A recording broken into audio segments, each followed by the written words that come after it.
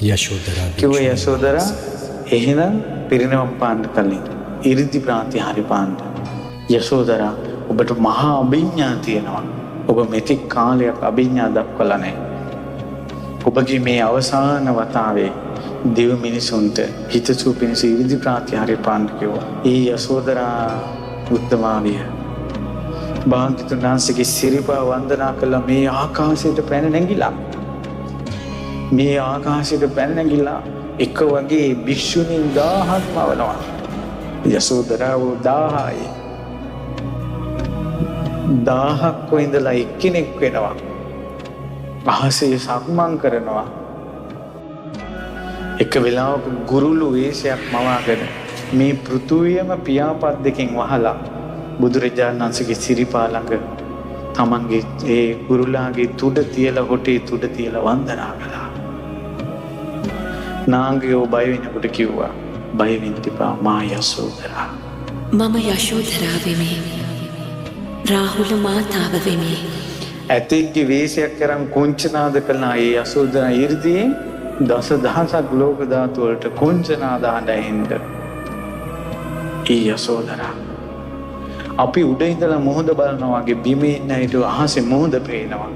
ඒ මොහොතේ පීනන ලොකු මාළුවෙක් වගේ යශෝදරා එකපාරම ඉර මඩල අතට අරගෙන පෙන්නවා. සඳ මඩල අතට අරගෙන පෙන්නවා. යශෝදරා ස්ත්‍රියකගේ ආනුභාවය බලන්න ඉර හඳ අත ගන්න. මේ යශෝදරා ඊට එකපාරම සද්දවිඳුගේ විමානය මැව්වා. සද්දවිඳුට හිතා ගන්න බෑ හරි චක්‍ර විමානේ මේකද තවතිසාව මේකද කියලා හොයා ගන්න බෑ. සද්දෙව් විමන මැව්වා. සද්දවිඳු විදියට පෙනී හිටියා. දෙවිවරුන් හොයා ගන්න බෑ ඇත්ත සද්දවිඳු මේද මහා බ්‍රහ්මයා විදියට පෙනී සිටියා. සියලු බ්‍රහ්මියෝ වැන්දා. බ්‍රහ්මියෝ දන්නේ මේ බ්‍රහ්මයා කොහෙන්ද ආවේ කියලා. ඇයි කියනවා මම යශෝදරා. අනේක විද 이르දි ප්‍රාතිහාර්ය පාලා. ඒ යශෝදරා උත්තමාවිය කියනවා මම යශෝදරා. මම යශෝදරා වෙමි.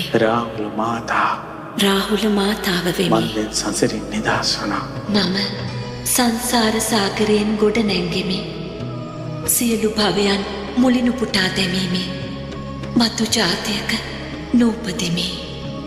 එදා තමයි යශෝදරාවන්ට දම් බෙදපු අය ඒ වගේම දිවි දේවතාවුන් වහන්සේලා යශෝදරා උත්තමාවිය මෙච්චර ආනුභාවයි කියලා දැනගත්තේ.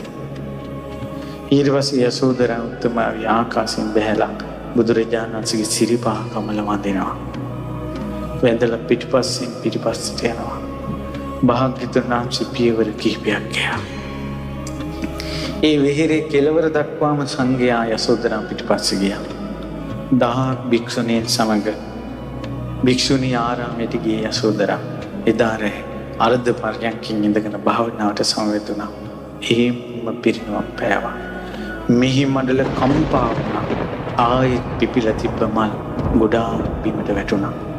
ඒ සුදු නෙළුම් සමම්පිච්චාදී ඒ මල් හැකිලී ගියා. ඒ යශෝදරා උත්තමාවිය පිරිනවම් පෑවේ ඉඳගෙන ඉරියව් පිරිනවම් පෑවේ. ඒ යශෝදරා උත්තමාවියගේ පිරිනවම් පෑමෙන් බොහෝ දෙනා ශෝක වුණා. සඳුන්දර ගෙනල්ල සඳුන්දර සෑයේ යශෝදරාගේ දෙහි තැන්පත් කළා. භාග්‍යවතුන් වහන්සේ අතට ගත්ත සමක් මල් මිටක් යශෝදරාවගේ ආදාන චිතකේ දිස්සා. මේ යශෝදරා සංසාරේ චද්දන්ත හස්තියා වෙලා මහ බෝධිසත්වයෝ දල කපාගෙන ගියාට පස්සේ මැරුණට පස්සේ ඇතා. ඒ ඇතින්න කැලේ තියෙන දර ඔක්කොම ගෙනල්ලා තියලා ඇතා ඒ දර උඩට දාලා මැරිච්ච තමන්ගේ ස්වාමියා. ඇතින්නියෝ 10000ක් සමග ඒ ඇතා උපස්ථාන කරපු පසේ බුදුරජාණන් වහන්සේලා 500ක් ඉස්සරහා ඒ චද්දන්ත ඇතාගේ ඇතින්නේ ඒ දේහේ ආදාහනය කළා. ගිනි තියලා ඇතින්නියක් වෙලා ඉද්දී ඒ පින යශෝදරාට තියෙනවා. යසෝදරාගේ ආදාහනයේදී බුදුරජාණන් වහන්සේ මල් මිටක් එස්සා.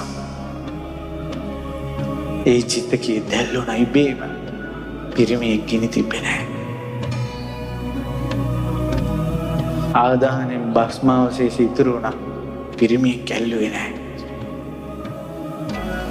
යසෝදරා මහා සෑය කියලා ස්තූපයක් ඇතුව රජගහනුවර බොහෝ දෙනා රාහුල මාතා යසෝදරා බද්ධ කච්චායනා ඇයට බොහෝ උපස්ථාන කළා.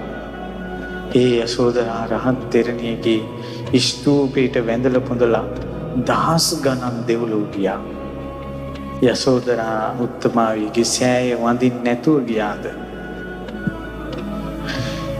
ජීවිතේ කෙලිසාගත් අය සෑමලුවේ ඇසිරුණාද? එදාට යසෝදරා සෑය ගරා වැටිලා ගියා. යසෝදරා මහා සෑයක් තිබ්බා කියලා අපිත් මේ බණ පොත් කියවනකොට නිදන්නේ. මම දඹදිව මිනිස්සු අරගෙන ගිහලා තිනවා අවුරුදු ගණනාවක්. මිනිස්සු 2500කට වැඩිය මිනිස්සු වන්දවල තිනවා දඹදිව.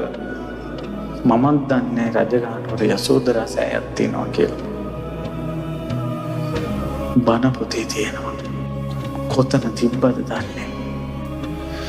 ඒ අතීතේ හිම මැකිලා ගියා. මිනිස්සු යසෝදරා වෙනුවෙන් විකාර කවි කිව්වා. විකාර සින්දු හැදුවා. විකාර චිත්‍රපටි හැදුවා. යසෝදරා උත්තමාවියගේ නිකලෙස් ගී ජීවිතේ, පවිත්‍ර ජීවිතේ, මෙච්චර අනුභව සම්පන්න ජීවිතේ හැම ගෙදරකම වඳින්න ඕන කියන පණවිඩේ සමාජයට ගියේ නැහැ. හැම යම් ගෙදරක ස්ත්‍රියක් සිටිනවා නම් යසෝදරාවට වැඳිය යුතුයි. සසරක කර්ම ගෙවෙනවා. සසරක කර්ම ගෙවෙනවා.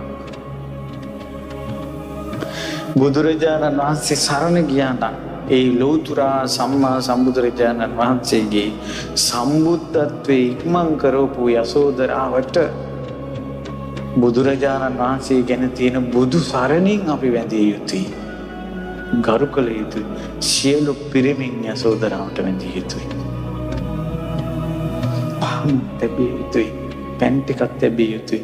යසෝදරාව ඉස්සරහ තියෙන පැන් ටිකත් පිරිත් පැන්. එච්චර පතිවරතාව, එච්චර බඹසර වෙනුවෙන් යසෝදරාට ජීවිතේ පිදිය යුතුයි. පිරිනිවන් දුටුව මම කපිල